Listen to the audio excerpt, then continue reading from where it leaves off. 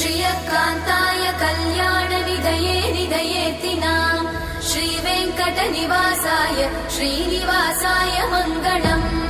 लक्ष्मी सविभ्रमालोकसुभ्रूविभ्रमचक्षुषे चक्षुषे सर्वलोकानां वेङ्कटेशाय मङ्गलम्। श्रीवेङ्कटाद्रिशृङ्गाग्रमङ्गलाभरणाङ्गये मङ्गलानां निवासाय श्रीनिवासाय मङ्गलम्। सर्वावयव सौन्दर्य सम्पदा सर्वचेतसां सदा सम्मोहनायास्तु वेङ्कटेशाय मङ्गलम्।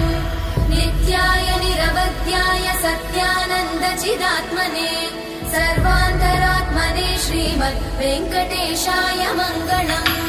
स्वतः सर्वविदे सर्वशक्तये सर्वशेषिने सुलभाय सुशीलाय वेङ्कटेशाय मङ्गलम्।